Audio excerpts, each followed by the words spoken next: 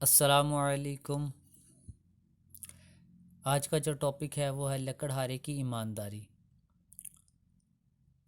ایک دفعہ کا ذکر ہے، کسی گاؤں میں ایک لکڑہارا اپنی بیوی اور 2 بچوں کے ساتھ رہتا تھا۔ وہ بہت غریب آدمی تھا۔ وہ جنگل سے لکڑیاں کاٹ کر فروخت کرتا تھا۔ جس دن اسے خشک لکڑیاں مل جاتی تو وہ انہیں بیچتا اور کچھ کھانے کا سامان خرید لیتا، لیکن بڑی مشکلوں سے اس کے اخراجات پورے ہوتے۔ لکڑہارے کی بیوی اپنی غربت سے بہت تنگ آ چکی تھی اور آئے دن ان کا آپس میں لڑائی جھگڑا ہوتا رہتا۔ جس دن لکڑہارے کو جنگل سے خشک لکڑیاں نہ ملتی تو اسے بیوی بچوں سمیت بھوکے پیٹ ہی سونا پڑتا۔ ایک دن جنگل کی طرف جاتے ہوئے اسے ایک گھر نظر آیا۔ وہ دبے پاؤں اس گھر میں چلا گیا۔ وہ گھر بہت خوبصورت تھا، ہر چیز نمایاں اور صاف و شفاف دکھ رہی تھی۔ اتنا صاف ستھرا گھر اس نے کبھی دیکھا تک نہیں تھا۔ جب اس نے گھر میں نظر دوڑائی تو اسے گھر میں کوئی انسان نظر نہ آیا۔ لکڑہارا سوچنے لگا کہ اگر گھر میں کوئی رہتا نہیں ہے تو یہ گھر اتنا صاف ستھرا کیسے ہے؟ خیر، وہ ایک لمبی سانس بھر کے میز پر جا کر بیٹھ گیا اور اپنی بیوی کی باتوں کو سوچ کر پریشان ہونے لگا کہ اگر آج بھی گھر جاتے ہوئے کچھ نہ لے کر گیا تو بہت جھگڑا ہوگا۔ اسی دوران کسی نے اس کے کاندھے پہ ہاتھ رکھا، لیکن وہ اپنی پریشانیوں میں گمسم سامنے کی دیوار کو بے خیالی میں گھور رہا تھا اور اندر ہی اندر اپنی حالت زار پر رو رہا تھا۔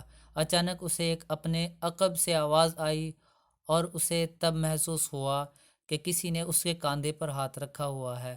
وہ فوراً خوف زدہ ہو گیا اور اس کے جسم سے پسینہ چھوٹنے لگا اور کپ کپی طاری ہونے لگی۔ لکڑہارے نے اپنی نشست سے اٹھتے ہوئے جب پیچھے مڑ کے دیکھا تو ایک پر اسرار شکل دیکھی اور دیکھتے ہی چلا اٹھا۔ ایسی عجیب و غریب شکل جس کا اس نے کبھی تصور بھی نہیں کیا تھا۔ وہ نہ تو انسان لگتا تھا نہ گدھا۔ اس کا اوپر والا دھڑ گدھے کی طرح تھا اور نیچے والا دھڑ آدمی جیسا، لیکن وہ انسانی آواز میں بولا، گھبراؤ نہیں، میں تمہیں کچھ نہیں کہوں گا۔ تم سے پہلے بھی یہاں لوگ آتے رہے اور مجھے دیکھتے ہی بھاگتے رہے، لیکن تمہیں تو میرے آنے کا پتہ ہی نہیں چلا، ورنہ دوسروں کی طرح بھاگ کھڑے ہوتے۔ اب اس نے لکڑہارے سے دریافت کیا کہ وہ کس پریشانی میں ہے اور اتنا گمسم بے سدھ کیوں بیٹھا ہوا تھا۔ لکڑہارے نے روحانسی آواز میں اپنی غریبی کا پردہ چاک کرتے ہوئے اپنے جملہ حالات کے بارے میں بتایا۔ وہ پر اسرار مجسم سب کچھ سننے کے بعد بولا کہ میں تمہاری مدد کر سکتا ہوں اور تمہاری غربت کے خاتمے کو یقینی بنا سکتا ہوں، لیکن شرط یہ ہے کہ تم راز کو راز رکھو گے۔ تب لکڑہارا سنتے ہی چوکنا ہو گیا اور یکا یک بول اٹھا، میں تمہاری ہر بات ماننے کو تیار ہوں۔ یہ سن کر پر اسرار مجسم نے کہا کہ میں تمہیں ایک درخت کے بارے میں بتاتا ہوں جس کے پتوں میں انسانوں کے علاج و شفا ہے۔ تم اس کے پتوں سے لوگوں کا علاج معالجہ کرنا اور جائز منافع کماتے رہنا۔ لوگوں کو شفا ملتی رہے گی اور تمہاری غربت کا خاتمہ بھی ہو جائے گا، لیکن تمہیں مجھ سے یہ عہد کرنا ہوگا کہ تم علاج کا بہت کم معاوضہ لیا کرو گے اور غریبوں اور بے سہارا لوگوں کا تو مفت علاج کرو گے۔ لکڑہارے نے اس بات کا بھی عہد کر لیا۔ لکڑہارے کے عہد و پیما کے بعد اس پر اسرار مجسم نے اس درخت کی شناخت کروائی اور فوراً غائب ہو گیا۔